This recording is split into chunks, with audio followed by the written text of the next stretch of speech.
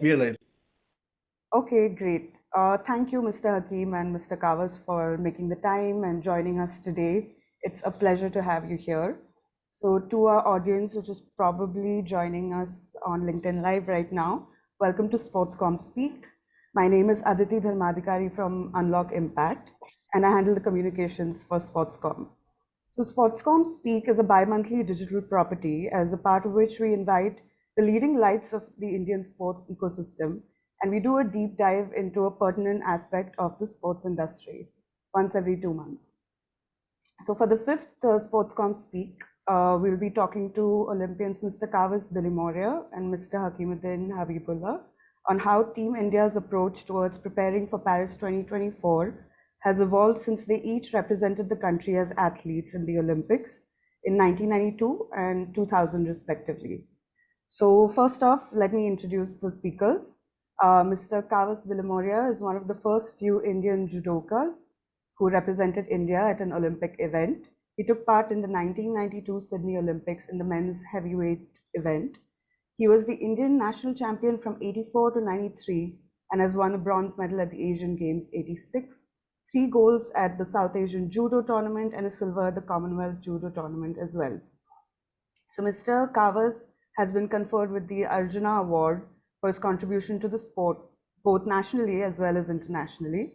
And he is a seventh degree black belt, has lived in Japan, learned the philosophy of martial arts, and brought it back to India.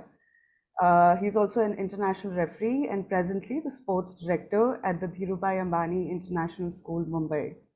The seventh degree black belt. You don't want to mess with Mr. Kavas. And Mr. Hakimuddin is the director, India and South Asia of Mirtha Pools. Correct me if my pronunciation is wrong, Mr. Hakim. And the director of Winning Matters Consulting Private Limited. So he is an Olympian swimmer, Sydney 2000, and engineer. He comes with over 25 years of experience in the Indian sporting domain as an athlete and beyond. Since 2006, he has been a part of founding teams of several prominent national sports organizations, including Go Sports, I believe. And he's currently leading the transformation of Indian aquatic engagement with Mirtha Pools and Swimming Matters. So the idea is to enable every Indian to love engaging with the water safely and correctly. And yeah, together with these esteemed speakers, we will be talking about Team India's fresh perspective towards prepping for Paris 2024. So over to the both of you now. Mr. Kawas, I was wondering if you could start with your career arc and your journey to the Olympics in 1992. Hello, everybody. Thank you for that, Aditi. Just a little correction, 1992 Barcelona Olympics. Barcelona. Yeah. So anyway, let's start. When I started judo, Olympics, I didn't even know it existed as a sport. I was sitting in my school at St. Mary's and watching this little diminutive man, my sensei Parvez Mistry, throwing these huge people across the stage. And I said, oh my God, let me try my hand at this. I was the opposite of my sensei. I was huge and absolutely unfit. But I said, let me try my hand at this sport. And it was hell. From, let us say, 73, 74, when I started, right up to 77, there was no medal, absolutely no medal. And in every, we have belts, yellow, orange, green, blue, brown, black, black belt, 1, 2, 3, 4, 5, 6, 7, 8, 9, 10. So at every exam, I would just about pass. And in every competition, it was a loss. Till suddenly, after about 6 years, in 78, I won my first silver medal in Mumbai and also in Maharashtra. In 79, finally, I won a gold. And in 81, I participated at the nationals. So that medal which I won, 89 gold, 79 gold, I never lost it till 94. Even when I lost the nationals, I was still the Bombay champion. But it took me so long to win those medals. And why did I survive all that time in the sport? Because I knew I was improving. and because my parents were paying the fees. So I had to go to class. I said, no, I can't bunk. And I'm improving. That's fine. And I kept improving. And suddenly my body type changed. I became so much stronger when I became 18, 19 years old. And in 81, again, I participated 81 in the nationals. For the first time, I was choked to unconsciousness. That was Pune. In judo, you're allowed to strangle and you're allowed to break the elbow. So in those two cases, you have to tap out. But in my case, I preferred in a choke. Sometimes you prefer fighting till the last moment, and then you don't even know that you're strangled. That's fine. That's part of the sport. But it's absolutely safe. And you also win by throwing your opponent largely on his back or by pinning him down. So the start was a disaster again in the very first round. Then came my second national silver, third national silver, and finally in 84, I won my gold and I lost only in 94 again, and that was in Pune. Now, did I even think about the Olympics initially? Not at all. I had no clue. I was coming back after winning my first national in Calcutta in 84, and a friend of mine told me, what are you doing now? You better give up sport and get serious in life because judo is a dead end. We are not recognized by the Ministry of Sport, and neither are we recognized by the Indian Olympic Association. I said, don't worry, I'll get it done. I mean, when you're young, you don't realize what you're even saying. And I said, look, I know a friend, and he knows the Gandhi family, and I will get it done. And yeah, believe you me, I had an appointment with Mr. Rajiv Gandhi, the then AICCI General Secretary. And in 84, I used the Los Angeles Olympic as a tool to get my judo sport recognized. I told Mr. Gandhi, I have to go to the Olympics. And for that, you need to recognize us very, very quickly. I knew that we were not recognized by the Judo Union of Asia. I also knew we were not recognized by the International Judo Federation. But I used the Olympics in LA 84 to get my federation recognized. And it was very good of Mr. Gandhi to get it done through Mr. Bhuta Singh and the then Raja Balinder Singh, who was with the Indian Olympic Committee.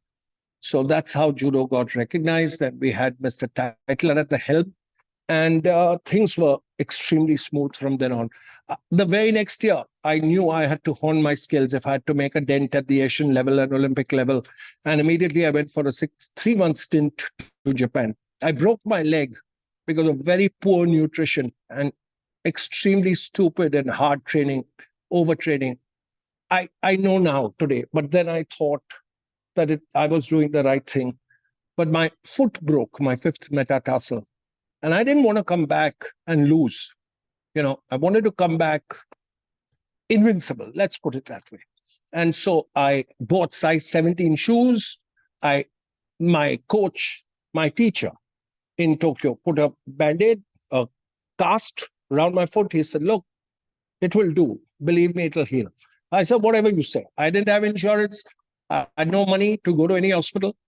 So a very dear friend of mine, Mr. Dava, took me to the hospital. They got it x-rayed. There was a crack.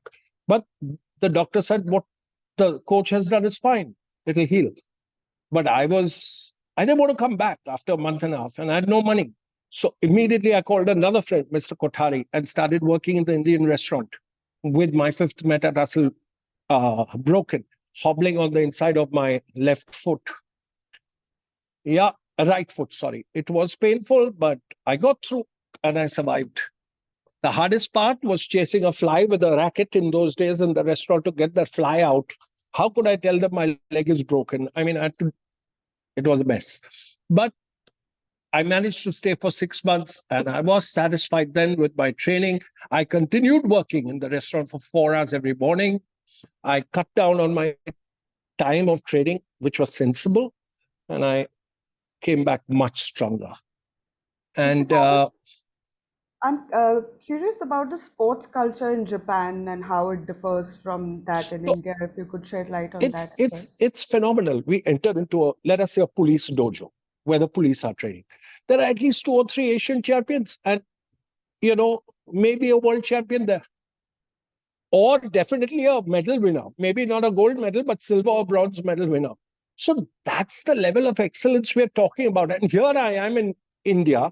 I remained national champion for 10 years. But what's the use of that? I mean, I needed high quality opponents to train with. And unfortunately, I got that only once a year for about a week. You know, the next time I went to Japan, the biggest mistake I made was after 3 years after or 4 years after my first visit. And it was just not enough. I wish I had got more exposure either in France or in Japan. But in our time, we got $500 only. We were allowed to take out per year. Now, what can $500 do? Each time I had to go abroad, you have to take permission from the Ministry of Finance to justify why you're going out. Asian Games came in Korea. I got a bronze medal. I earned my place at the Commonwealth Games. Oh, sorry, for the Olympics. My name is in the draw. And I see team after team leaving Nehru Stadium. And I didn't make it. And the reason given was we are short of foreign exchange. Anyway, what did that experience teach me? Resilience. It was hard. It was very hard. But never said I. I said, okay, it was tough. I mean, I had every reason to give up and very, very little reason to stay on in the sport. Because in 88, I was number 3 in Asia. And I believed that other than Japan, Korea, France, Russia, I could give anyone a fight. I believed that. And the first thing is belief and to dream for something. But in 92, my belief was, let me be the best of myself. That is not enough. I believe today that's not enough. But I knew reality then in 92 that the exposure I've got to international competition is so little compared to my opponents. So let us not fool oneself and let's be real. Although, uh, of course, I tried my best. It was a phenomenal experience. What can I say? I mean, everyone is royalty in an Olympic village. It's just, it's just excellence. Every step you take, whether it's the food you eat, whether it's the gym equipment you use, it's so modern, so advanced. The athletes with whom you're rubbing shoulders with. I mean, there's a Steffi Graf, there is a Boris Becker, there's a Stefan Edberg, and then occasionally Magic Johnson will come and take a walk around because he's so big that in those days they don't want to stay in the village because it's not practical for them. So it's just fantastic, and everyone's treated the same, and that feeling is just fabulous. So 1992 was great. Barcelona was a successful Olympics internationally, and it made money for Spain, and the tourism was great. The country did well. And if Yeah. we have an Olympic, I hope our Olympics is as successful as, say, Barcelona or Sydney. Thank you. Thank you, Mr. Kawas. Mr. Hakim, your turn. Could you please share about your career arc and the path for you leading up to the Olympics in 2000 Sydney, right? Yeah, yeah, for the challenges of a virtual session like this is people may not be able to put perspective of physique. So I always wish I was as tall as Kavas, who's 6'5", if I'm not mistaken, and I'm 5 feet 6 inches tall. But just to put things in perspective, sometimes that's important. But yeah, my journey, I always refer to my journey as a series of fortunate accidents. It so happened that it started off with a child an unfortunate accident where a child, in my nursery class drowned. And my parents were there limited exposure to sport and limited understanding to swimming, just assumed that if I was introduced to the water and if I knew how to engage with it, I would be safe. That's where it started. I love the water. And I was introduced to it at about the age of around 7 or 8. Sorry, 6 to 7. And then by 8, I made my first age group nationals. So again, a series of contrasts compared to Kawas's journey. By 8, I was at my first nationals. By 10, I won my first medal. By 12, I won my first gold, age group gold. By the age of 13, I made the India senior and junior team. And at the age of 13, I turned professional. So I got employed by the Border Security Force as a sub-inspector. I was allowed to play my sport and study in parallel, and they were very supportive. Again, I came from a family where finances were a constraint, and I had to beyond the nationals, if I had to represent India, besides the challenges that Kawas indicated on foreign exchange, but if we had to represent the country, we still had to upfront a decent amount of money, which my family otherwise would not be able to afford. So from that point, having a support like the Border Security Force was key to my journey. And by the age of I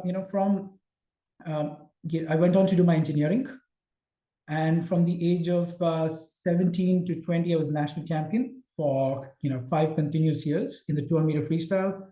I held the junior national record through that. Through the journey, the Olympics was never on the radar.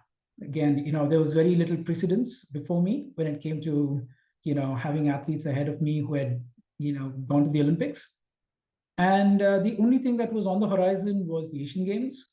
And 98 Asian Games was where it was my target to represent the country and then move on from there.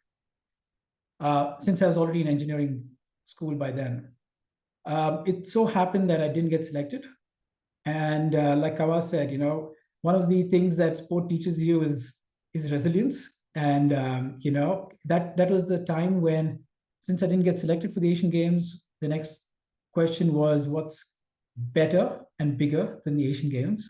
And that's when, for the first time, the Olympics was on my radar. That propelled me to push things to the next level. For the first time, I even went and trained abroad. Otherwise, most of my training was here in India. So for a very short time, I went and trained in the US. And it was a massive eye-opener. I lived in a home of with Brazilians. For the first time, I realized that nutrition, I thought I was a non-vegetarian until I stayed with them. And I realized I was actually predominantly a vegetarian who ate a little bit of meat. So it was a great set of experiences. And juggling my engineering along with my competition was challenging, but was something that, from where I came from, that balance was very important. It also helped me keep grounded, and manage many of the challenges that came my way.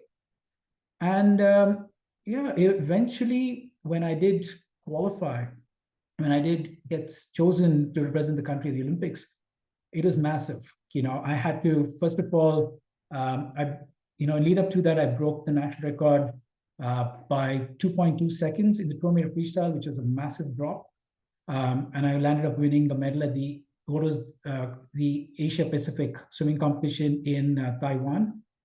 I'd done everything. I'd given it my all to make sure I was in the best position to, be in contention for the Olympics. And I remember when I got the call to that, I was chosen for the Olympic Games. It was amazing. It was just incredible, And but also a quick share around this.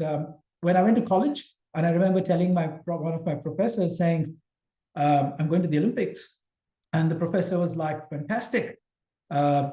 But is this the whole of Karnataka that's participating, or is it the whole of India? And like you can imagine, that was a big shock. And this is a month out of the Olympics, and I said, it's the whole world. that's participating. And then the professor was like, oh, okay, very good. And is it in Bangalore? And I said, no, it's in Sydney. And then they said, okay, uh, is it next year? And I said, no, it's next month. So I was also, you know, it was an eye opener in the environment that existed, where Olympics, not only as an athlete, but the Olympics, even in the larger environment, was something that many people did not really understand and appreciate. So while the experience at the Olympics, like Kawas indicated, you know, the tagline for the Sydney Olympic Games, which was also a fantastic, one of the biggest Olympics, um, the tagline was celebration of humanity. And just being there every day was phenomenal. It was so uplifting. You know, as an athlete, you otherwise, at least at that point of time, you felt dispensable. You felt like, you know, the athlete didn't really matter. But you know, in that environment at the Games Village, there's no one bigger than the athlete. So everyone comes second to the athlete, and I remember, you know, running around trying to take autographs for the first 2, 3 days, seeing all these legends around, just walking around like common people. And you know, after like 2, 3 days, I just put it back. I just put the book back in my suitcase, and it just was a realization that I was an equal.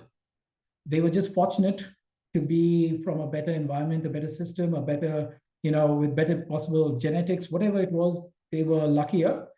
But at the end of the day, each of us were the best from our country. And that was, again, a phenomenal feeling, just knowing that you're an equal, because everyone made you feel that way, right? From the people in the village, you know, who were supporting, to even the fellow athletes.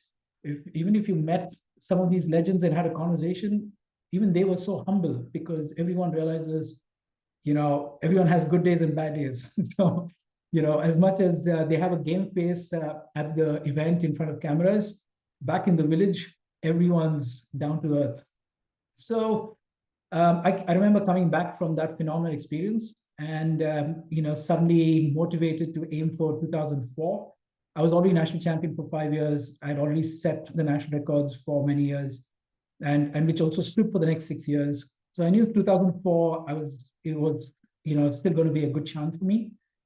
But yeah, the after effect was, you know, everyone knocked sense into me. Again, being in Bangalore with the IT background that was there, I got a job straight out of campus, you know, with TCS. So everyone said, okay, there's nothing more to do. You know, so at the age of 21, I hung up my suit. And that's when most of the other, you know, athletes in other parts of the world are really taking off. But at the age of 21, I felt old, because most swimmers were giving up the sport at the age of 15, 17. So, you know, that's when I pulled the plug on my career. And the Olympics, I mean, like I said in one of our earlier chats, when I took the certificate around, my participation certificate, and showed it for the first few days, many people either gave me a false sense of appreciation because they could not understand what it meant. You know, so if I told them I won a bronze medal in a inter-school rope skipping competition, they would have the same enthusiasm as or would have had more enthusiasm than my participation certificate. Because the first question many asked me was, "Did you win a medal?" And I said, "No, I did not." And they said, "Oh, okay, you know, better luck next time," because nobody could understand what that meant. You know, what was the Olympic Games and what was participation at the Olympic Games. So I literally put my certificate in my cupboard, and you know, I just moved on in life. You know, till life brought me back into sport. So Right. 5 years that I moved on with TCS, nobody knew my background per se, and that's a way I chose. I chose to do good in what I was doing at that point of time. My past didn't matter, so the Olympics chapter was kept in my memory box, and I moved on. So yeah, that's a quick summary of my journey. Thank you. We're glad to bring it back out of the memory box today for both of you. And it's very inspiring listening to the both of you and to hear firsthand how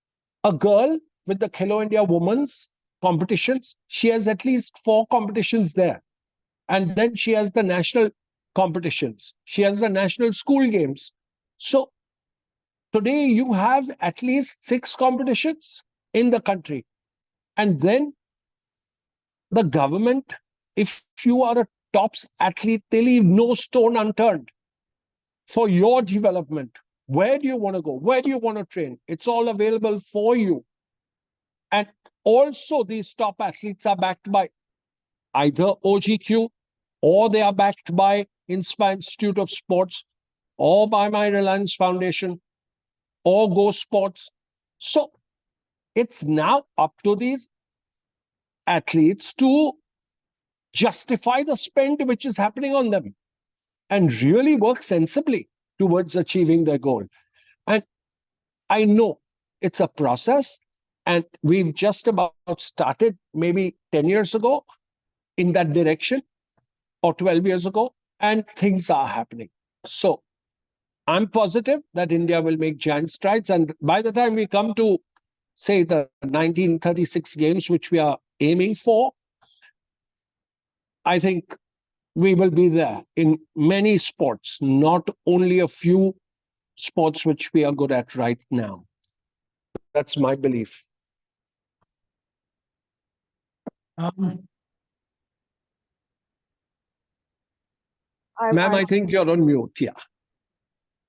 Yeah, sorry. So I was just saying thank you, Mr. Kawas, and for highlighting the kind of support that is available to the Indian contingent today. And we'll definitely get into the Olympic bid that you mentioned.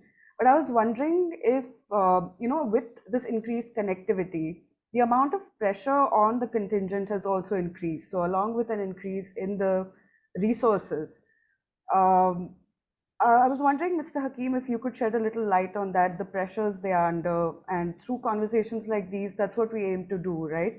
Really put the athlete front and center. So could you let us know a little bit about that? yeah.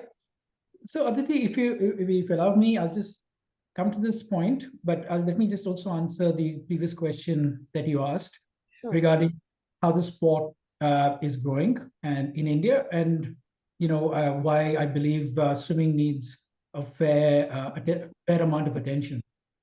Right. So let's put some numbers on the table. Right. Aquatic sports accounts for 49 gold medals at the Olympic Games. Now, 49 gold medals is one more than athletics. The most number of gold medals at stake are in aquatic sports. So that's the first part, right? Of which, just for people who are curious, the breakup is 35 out of those 49 are in the swimming pool. 2 is open water, 2 is artistic swimming, 2 is water polo, and 8 are in diving. So 49 there. Now, when you look at sports connected with water, but beyond the pool, or some which are still connected with the pool, you got sports like triathlon, for which you have to swim, modern pentathlon, for which you have to swim, then surfing, for which you have to be in the water, and then sports on water like rowing, sailing, canoeing, kayaking. When you add up all the sports connected with water, we are today talking at the Olympic Games, we're talking close to 100 gold medals at stake. 100 gold medals, which to be precise, 96, if when you do the count. Now, again, when you spoke about Aditi, Paris being talking about an inclusive games, and inclusive being a key word, the para part of things also being paid attention to, and there's an attention to bring some sort of parity between the able-bodied and the the para athletes. Now, when you look at para swimming, for example, there are 146 gold medals at stake in para swimming. So if India aspires to be anywhere amongst the better half of the top end of the medal table, swimming is a sport that, along with athletics, they have to start paying attention. Now, how is that trajectory? Things have begun to change, at multiple levels in Indian swimming. First of all, swimmers no longer look like me. Now, swimmers are much taller. They look like world-class athletes. Today, it's quite common to see most of the Indian men swimmers, at least, who are, about 6 feet tall. And, so there's no big physical difference to begin with. Like Kavas indicated today, there is also now ease of information flow, ease of equipment flow. Earlier, even to get one swimsuit was a massive challenge. So today there's access to the best of brands in India, or even if you don't have access to it, it's much easier now to procure equipment. Hakim, I was shocked at the cost of a lady's swimming costume. Please tell the public, because they won't believe it, how much a swimming costume costs today. It's frightful. I mean, a suit can cost you anywhere between 25 to 35,000, which cannot be worn for maybe more than 4 or 5 swims. I was shocked when I heard that. I was shocked. Oh That my sounds God! like someone's rent. I'm telling you, it sounds like going to one. Sir, You're in a mute. It sounds like going to one of those balls at Cannes or something. Can you imagine 25,000 and it doesn't last for more than 4 swims? I was shocked. To put things in context, again, to further add to that, most swimmers compete in multiple events. So you have to understand that it's not only one event or one weight category. I mean, once a swimmer competes in at least 5 events, if not more. So within one meet, your swimsuit is gone. You can't wear it again. So you need multiple swimsuits for just one meet. And the more meets you swim, you need to have, and this is only one element of it. Okay, that's one of the most basic elements that I'm talking about of the swimsuit. So that being said, today things are at least available. Earlier, even if you had the money, they were not available. Now, at least if you have the money or the support, you're able to still procure it. So things have gotten easier. So that said, Indian swimming has begun to change. The athletes are getting access to better infrastructure. Coaches are getting better. But the biggest gap that we've observed has been in the way people have been introduced to the sport. The starting point. That is where there has been a big gap in the way, and attention has been required. And that's an area that a lot needs to be done if we need to really activate the whole ecosystem. Because the top end, like Kavas was indicating, there is support kicking in, starting with the government to many NGOs that are now coming in. The CSR efforts are kicking in. So today, athletes are getting better support on the top end, but the grassroots is where more urgent attention is required. We need thousands of high-quality swim teachers to teach kids how to love the water, give them the right skills, foundation skills, before they can get into competition. Today, we've got an uptick on, like everyone realizes, swimming is an essential life skill, but still a lot more needs to be done. So things are improving, but we need to press the accelerator if we want to catch up with the rest of the world. Like I keep telling everyone, we are today close to anywhere between 25 to 40 years behind the rest of the world. If the rest of the world is not sleeping, they are not taking things lying down, no one is getting complacent, the best want to get better. And if we want to catch up, we really need to work harder. So some of the names like Kavas indicated, today you've got even some of the corporates coming into the sport of swimming. So we've got JSW, we've got through the Inspiration Sport, we've got Glenmark, foundation that's pumping in funds to support. So there are, and even other corporates coming into play. But for the scale of the country, I mean, the size of the country and the scale of activation required, we need at least 10 more, if not 100 more of them in different regions, really pushing for this and activating the grassroots. So good work has begun. Today, for the first time, we are disappointed if we don't win a medal at the Asian Games. If we don't win a medal at the Commonwealth Games, we are disappointed. because we started coming into contention over there. So we are on the right path, but yes, like I said, no one's complacent, and everyone needs to work very, very hard and smarter, if we have to catch up before 2036. Right. And Mr. Hakim, what about my second question? So when it comes to how do athletes deal with the mental part of the training preparation, the mental health aspects of so to see, like you rightly said, today the pressures are really high. Back then we had a different problem of lack of awareness, which led to lack of understanding, which was frustrating in a different way, and so back then, I remember when I didn't qualify for the Asian Games, and I remember crying. It was a 2-day journey back by train from Delhi back to Bangalore. I remember being on the top berth, crying. Uh, every time I woke up, I just cried, because for me that was my end goal at that point of time, and I felt like, what next? I mean, I'd worked hard for this one thing and it didn't work out. So I remember when I got off the train and I was standing, I was waiting outside the railway station to be picked up. A friend of mine passed by, and he knew how much this meant to me. And when he heard that I had not made the team, he was like, he said, please don't do anything stupid. Just it had not even crossed my mind. It was funny. Yes, I was sad that I had not qualified, but I was definitely sad, but it wasn't taking it to a point where, I would harm myself, in the process. But, but that was back then. Since then, I think whether you're an athlete or not, I think, just the fact there's massive social media that is influencing our expectations of ourselves and of things around us.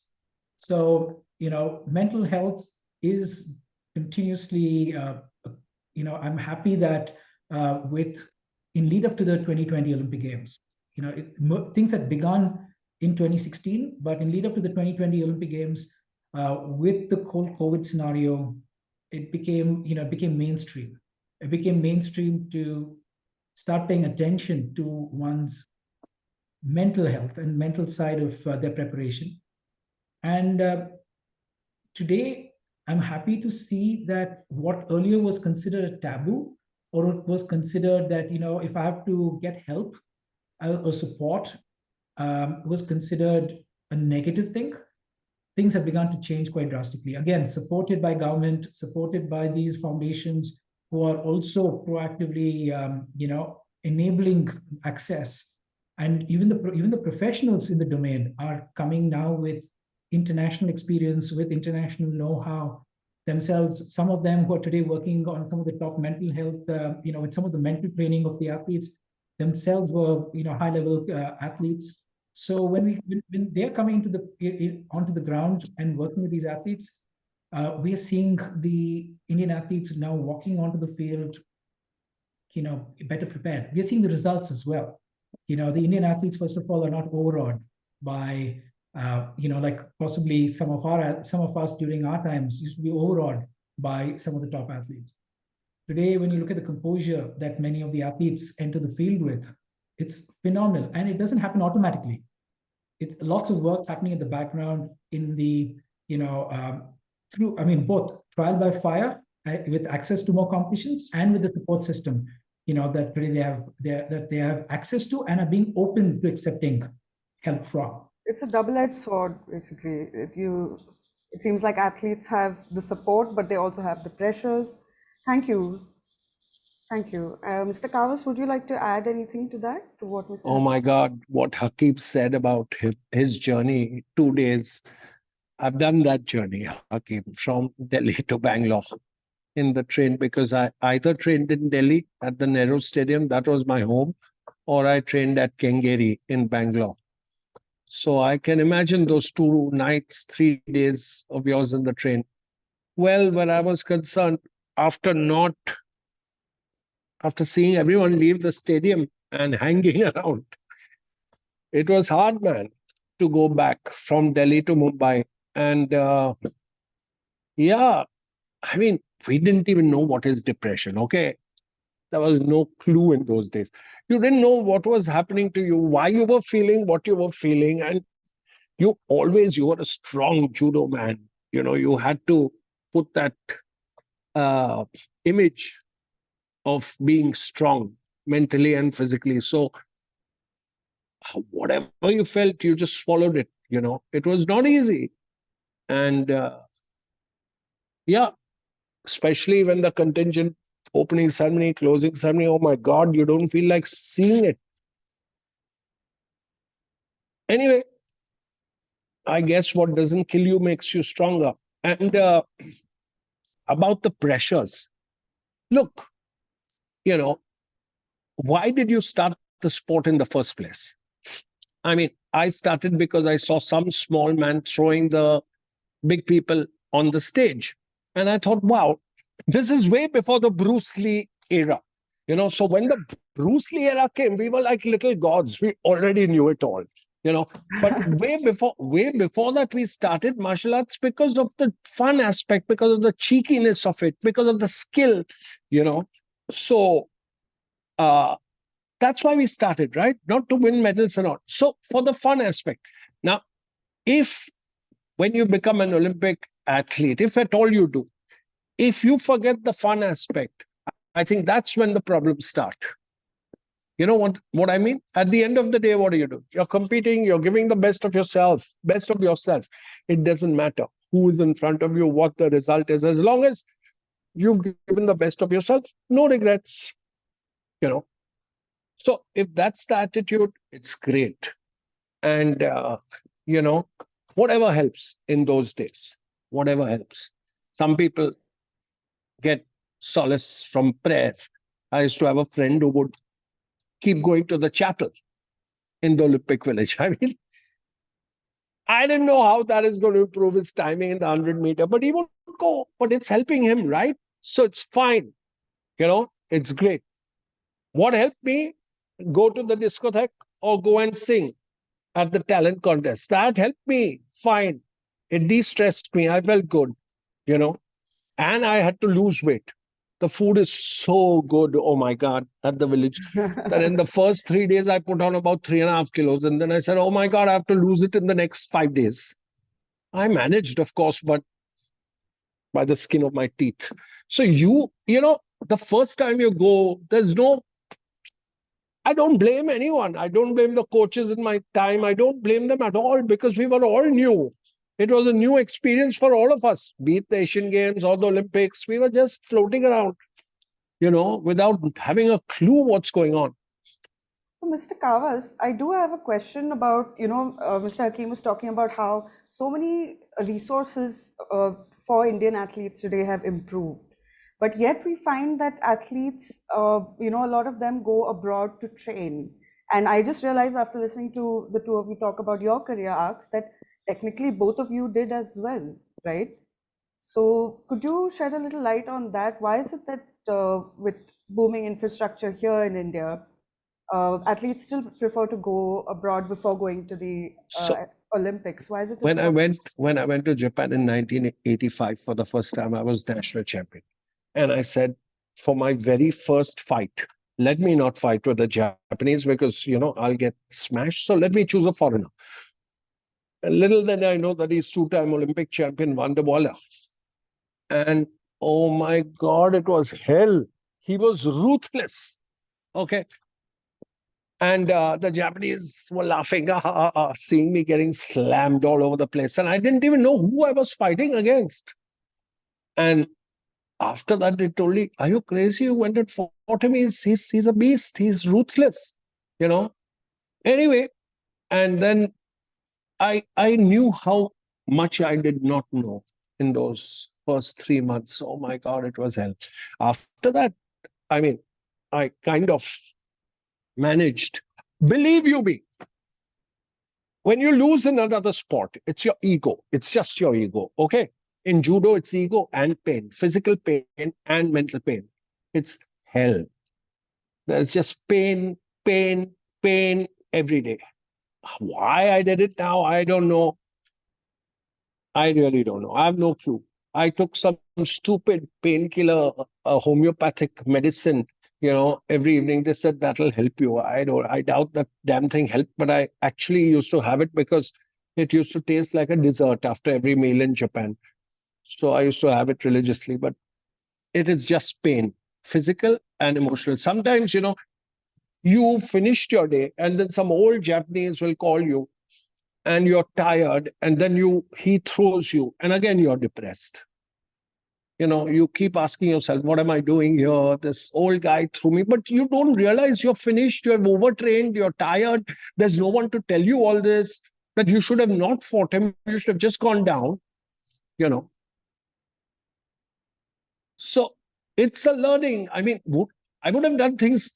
I teach sports science in school today, and I'm so happy that so many of my students have become sports psychologists, nutritionists, and 3 or 4 are into kinesiology. And it's amazing. From my school, from Dhirubhai Ambani, they are becoming professional, in the professional sporting field. And so many are professional table tennis players, cricketers. It's amazing. So I'm very happy about the culture in my school. And before the school, I was in Tata Steel, and the culture there, where sports is concerned, was also phenomenal. So I didn't face the problems which Hakeem faced. There were people who understood the gravity of the Olympics and how powerful they are in Tatas. And I was fortunate about that. And I was also fortunate that when Saurav Ganguly got a promotion because of the Arjuna Award, someone told the big bosses that, we have at least 25 Arjuna awardees. So he said, really? Give them all a promotion. So I too got a promotion. So fantastic, right? Absolutely. So things happen. I mean, you have to It's just not work. You have to it work. sounds I mean, like and then quite a journey, both of you. And Mr. Hakeem, would you like to say anything about why Yeah, like to prefer to go abroad for training as a stopover on their way to the Olympics?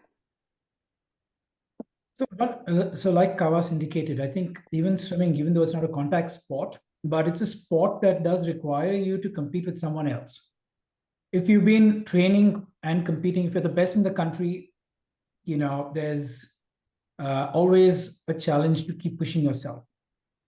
Again, it's not impossible, because people always question saying, ultimately someone has to be a world champion and they're going to be alone. So that's true. So even then, some of the athletes and even some of the current Olympian swimmers who are chasing the qualification to Paris, they prefer training in India. The facilities are getting better. Some of the coaches are, at least from the knowledge perspective, are as good as anyone else in the world. But when it comes to competition, when it comes to sports science, when it comes to the environment, that's when, like Awas was indicating, I mean, if you're in an environment where, for the very brief few weeks that I had the opportunity to train at the International Swimming Hall of Fame in Fort Lauderdale in Florida, it was crazy, because I'm just having Olympic gold medalists strolling by, and just getting and chatting with the swimmers. I'm having people from different parts of the world swimming together, because suddenly no one's a threat to each other. Everyone is open to supporting each other and is training in an open environment. In India, because the opportunities are few, the insecurities are high, and hence everyone at times tends to get petty about protecting their own space. So sometimes, nobody wants to give an inch to somebody else.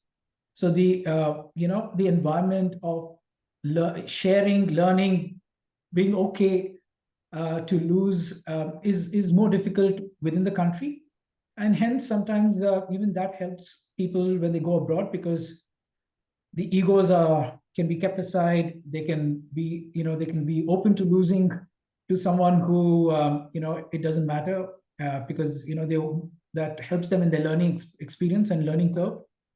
So these are the different reasons. Like I said, sports science, again, even though equipment today is now available, government is supporting the athletes and investing in some really high quality equipment. But beyond the equipment, when you get the data, how to interpret the data, how to, then figure out how to improve using that data. Uh, those are the areas that still there are big gaps in India. So we are able to now buy things. We are able to create the infrastructure. We are able to buy these fancy equipment. But I think we still have some gap to bridge when it comes to acquisition of knowledge, and not from textbooks, but through practice and through conscious practice. Right.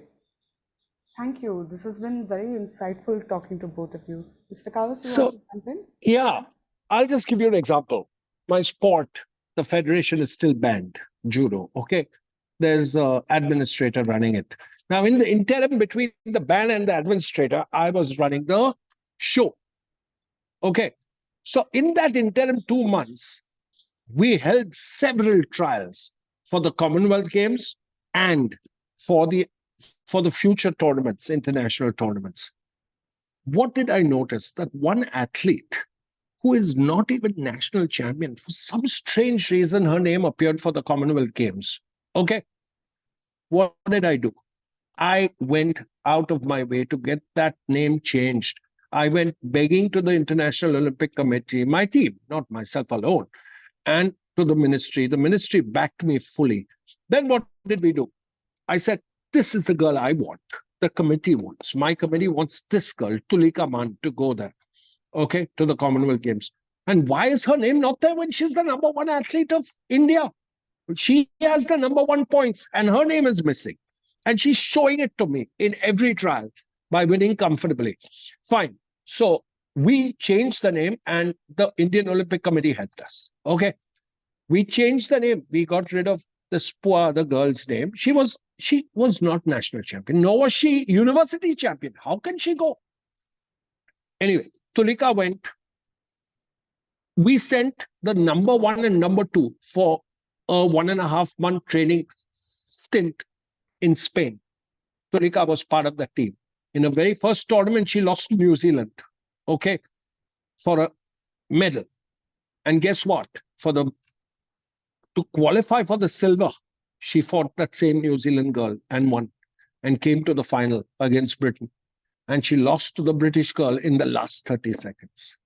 So the federation also has to take some tough decisions and not strange, there should not be some strange people fighting who are out of depth. What explanation are you giving me that this girl has potential? I don't want to send someone with potential.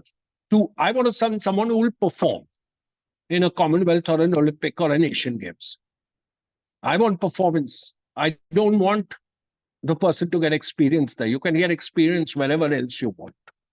So some gutsy decisions, some well thought of plan has to be made.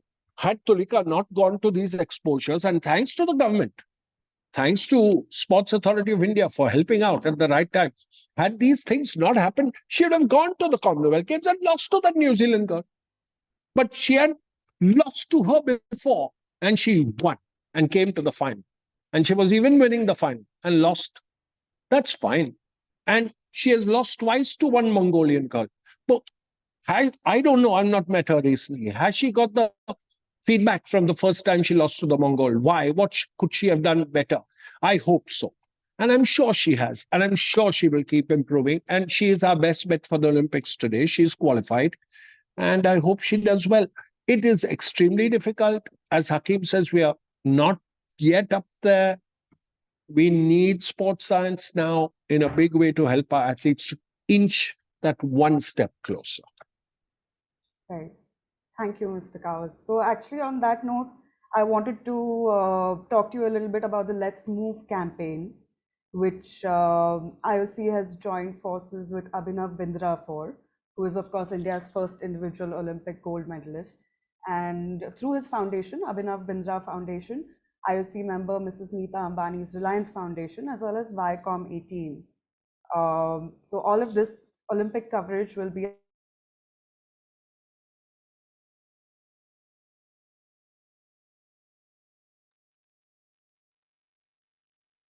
Ours, did we lose Aditi? Yes, we've lost her, but we can carry on. We can carry on. Are we in? Mohit, is Mohit in? Yes, Aditi, sir. are you in? Are you back, Aditi? Can you hear us? Yeah. So, Hakim, if you would like to speak on this initiative, please go ahead. So you know, I think this is a very it's a critical need. Indians need to move more for sure. You know, many years back, there was a small attempt made in Bangalore along with CII and the Young Indians, the group of CII, to you know, we created a program called Active Bengaluru. You know, and again, the intent was, how do you get the youth of India to get more active? One of the challenges that we see when we benchmark with athletes around the world, one is in the high performance end of things.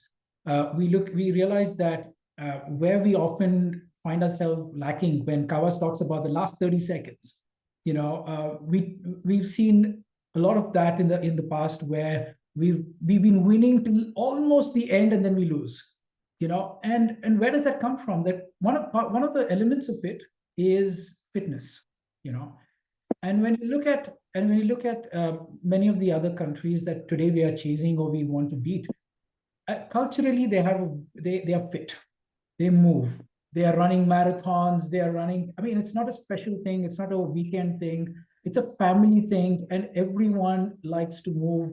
So whether it's a marathon, an Ironman, or whether it is going sailing, rowing, you know, doing some active physical active, you know, work, they're hands on. You know, and like I tell people, India's focusing on software and is getting very soft. You know, so the reality is, you know, that, I mean, India has to get fitter.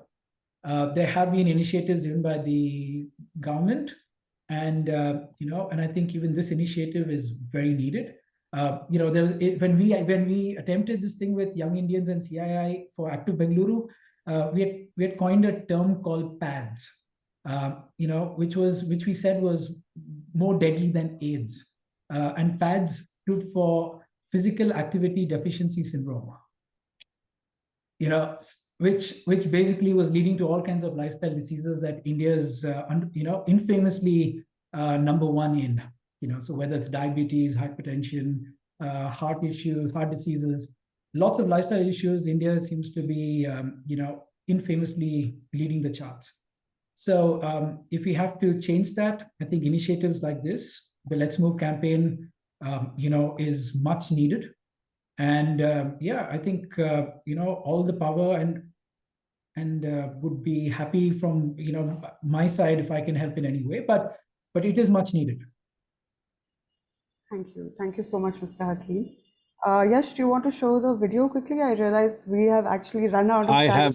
I have worked closely with Mrs. Ambani, and if she takes up a cause, it is with extreme passion and, you know, with excellence. And I have no doubt in my mind that it will succeed. And our quest towards getting the Olympics in India will fructify. I have no doubt in my mind. Let's go.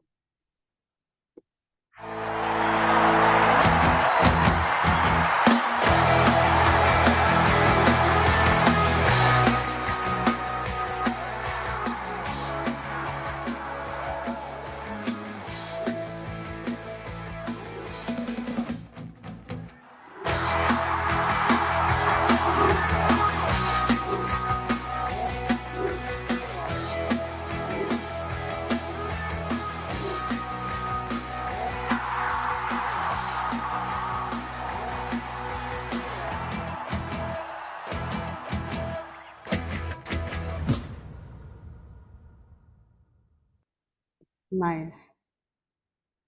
That was really nice. Very warm and inspiring. So thank you, gentlemen. I know we're past time, but and I could talk to you for another 60 minutes, honestly, but I won't. I'll just leave it at my last question. I would just love to know what kind of message you'd like to give to the contingent going this year to Paris 2024. And yeah, we can leave it at that. Gambate kudasai. Do your best. Do your best. No regrets. You're second to none. Today you are in a position to intimidate others. So enjoy the journey. Enjoy your time at the Olympics. Make a lot of new friends, and give it your best. Thank you. Thank you so much. We'll do our best to convey that. And I do hope people, take part in the Let's Move campaign and cheer on the athletes going to Paris this year. Thank you so much for your time. It's been a pleasure. Thank you, Aditi. Thank you, Aditi. Thank you, Hakim. See you soon. Take care, Kawas. Bye.